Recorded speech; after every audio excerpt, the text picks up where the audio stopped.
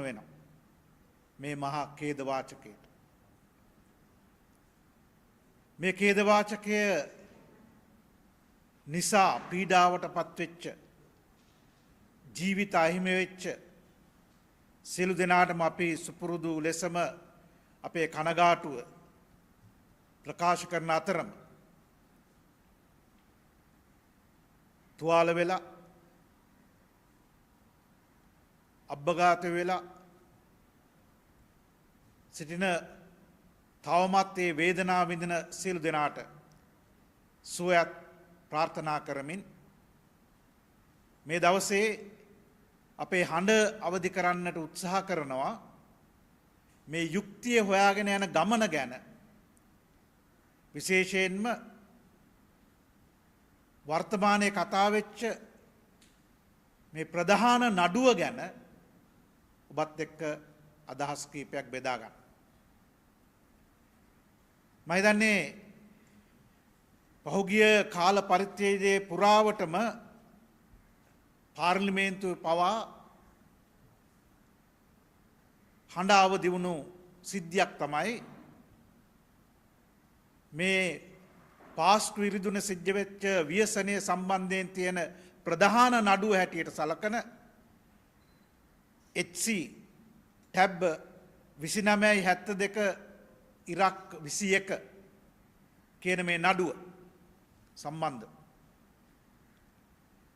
දැන් මේ නඩුව ගැන මං හිතන්නේ කතා වෙන්න වැඩිපුරම මේ පහුගිය වකවානුවේ කතා වෙන්නට හේතු උනේ මේ නඩුව දිනපතා අසන්නට තීරණය කරලා එය නොවැම්බර් මාසයේ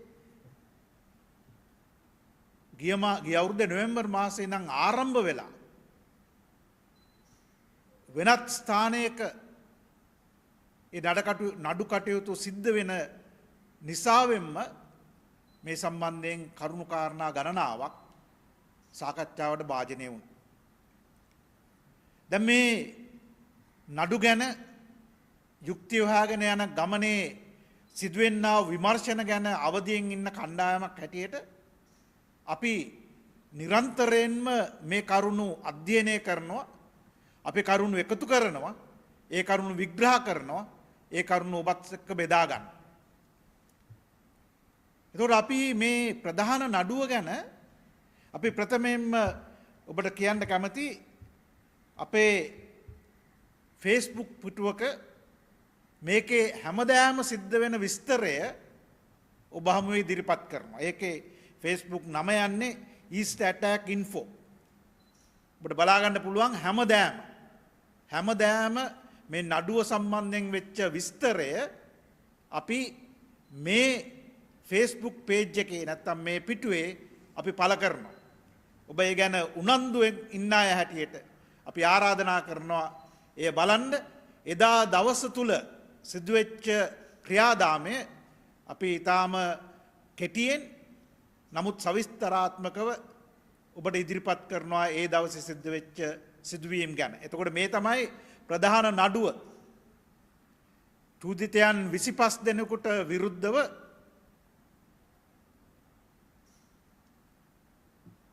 චෝදනා අපිට කියන විදිහට චෝදනා තියෙනවා මේකේ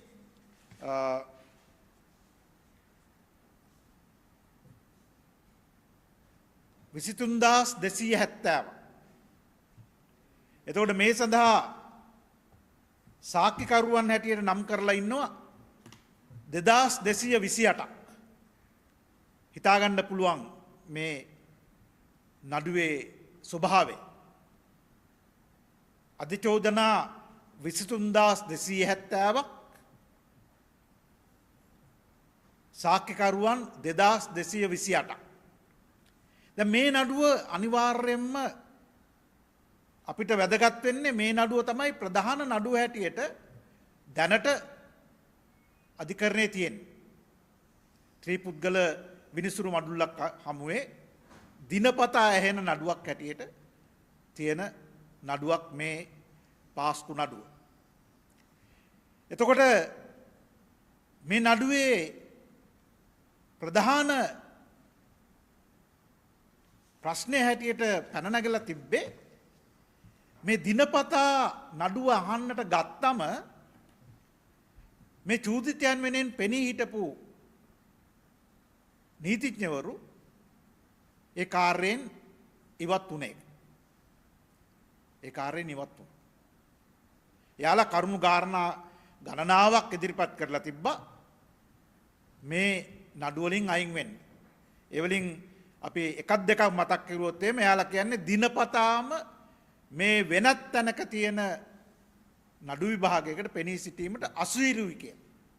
මොකද මේ අධිකරණ පරිශ්‍රය නෙමෙයි මේ අලුත් ස්ථානයේ තියෙන්නේ. මේක තියෙන්නේ බෞද්ධාලෝක මාවතේ පහුගිය වකවානු වල මන්ත්‍රීලා ඇමතිලාගේ නිවාහනක්. ඒක දැන් හදලා තියෙනවා, කන්වර්ට් කරලා තියෙනවා, නැත්නම් වෙනස් කරලා තියෙනවා මේ නඩු විභාගය සඳහාම. එතකොට මේ ගමනේ ඊටාම මේ දෙක ඒ අධිකරණ පරිශ්‍රය සහ මේ ස්ථානය අතර තියෙන දුර ප්‍රමාණය එයාලට ප්‍රශ්නයක්. ඒක පළවෙනි එක. දෙවෙනි එක එයාලා කියන්නේ මේ නඩුව දිනපතා අසන හින්දා එතකොට අද දවසේ සිද්ධ වෙච්ච කරුණු කාරණා අධ්‍යයනය කරන්නට සහ ඒ වෙනුවෙන් එදා ඒ කරුණු කාරණා ලබාගෙන ඒක සම්බන්ධව අධ්‍යයනයක් කරන්නට කාලය මදි කියන එක. තුන්වෙනුව එයාලා කියනවා මේ තියෙන ස්ථානයේ පාසුකම් ප්‍රමාණය ඉතාම සීමිත බව. ඒ නිසා එයාලා ඒ නීතිඥවරු මේන් අයින් වුණා. දැන් එහෙම වුණාම මොකද්ද තියෙන විකල්පය මේ චූදිතයන්ට? එතකොට ඒ ත්‍රිපුද්ගල විනිසුරු මඩුල්ලෙන්ම මෙයාලට අවස්ථා තුනක් නැත්නම් කාරණා තුනක් ඉදිරිපත් කරලා දුන්නා.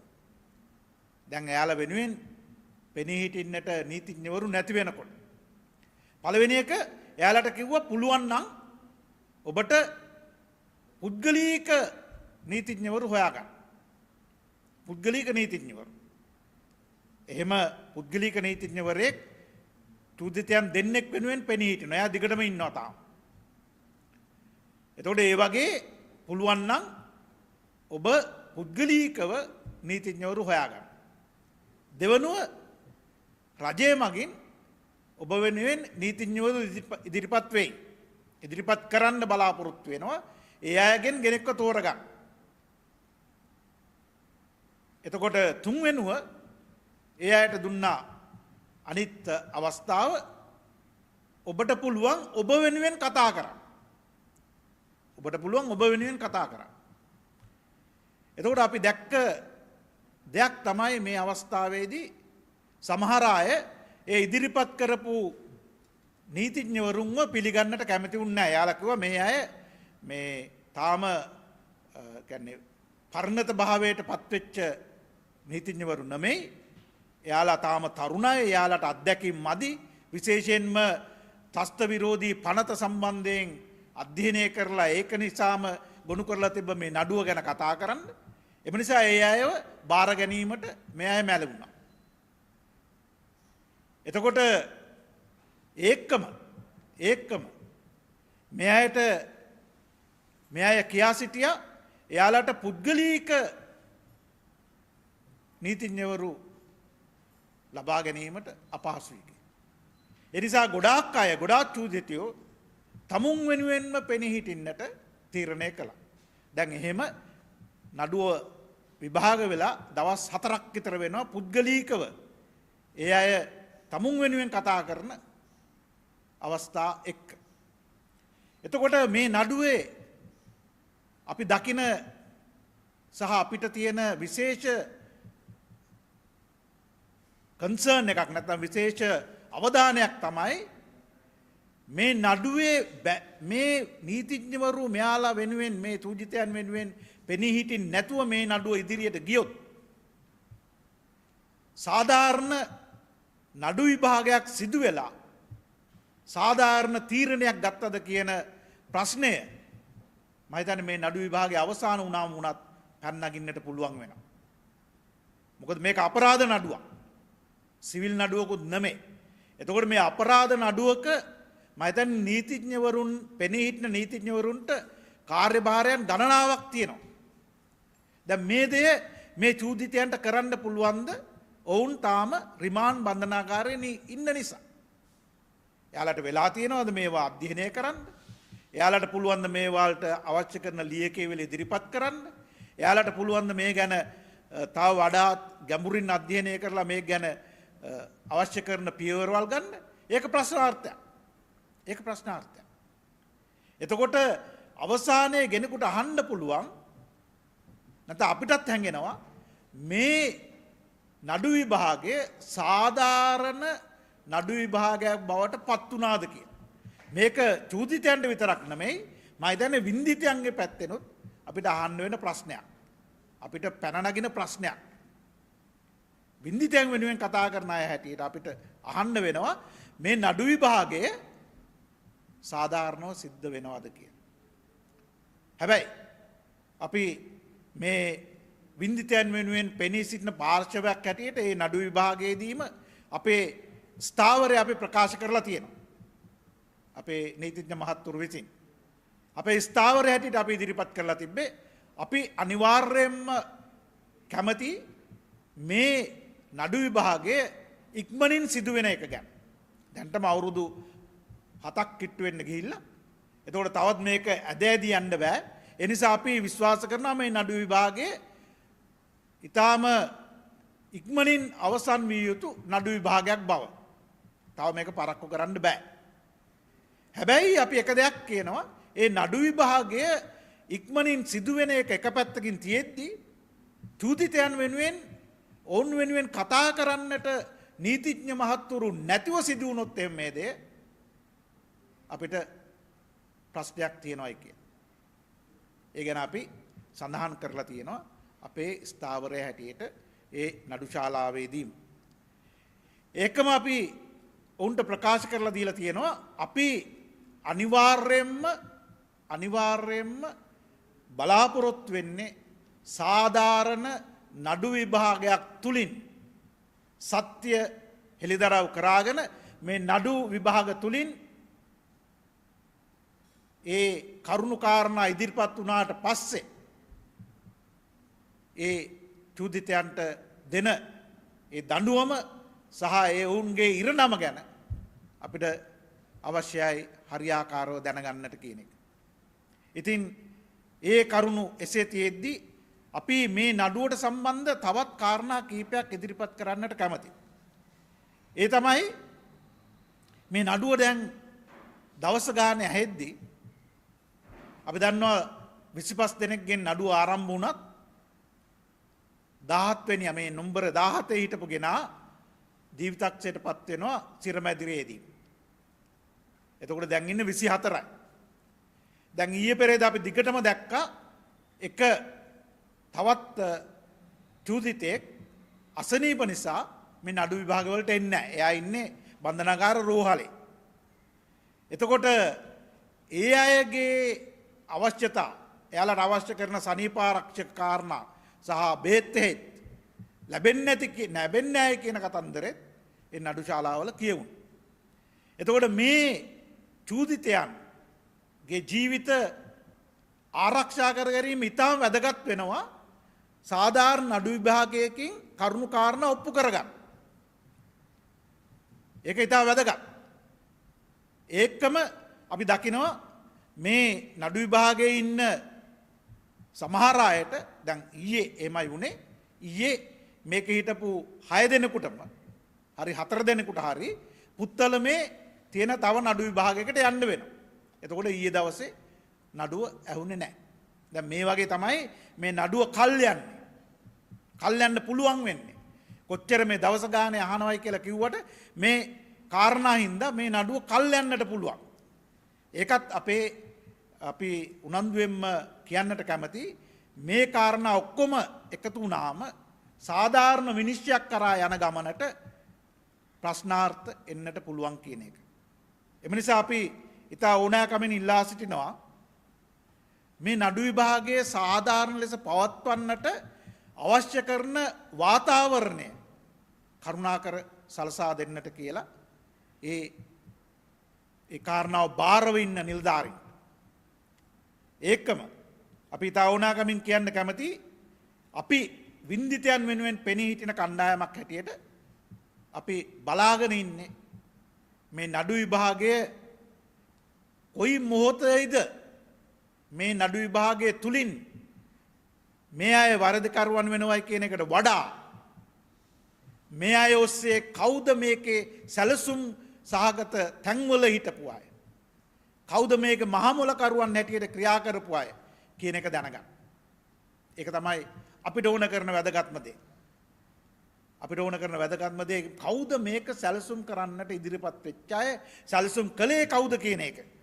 දැන් අපිට විශ්වාසයි මේ නඩු විභාගය තුල මේ ව්‍යසනයට සම්බන්ධ වෙලා හිටියයි කියන අය තුල මේ කාරණාවට ඕන කරන කරුණු අනිවාර්යයෙන්ම තියෙන්නට පුළුවන් කියන එක අපි විශ්වාස කරනවා.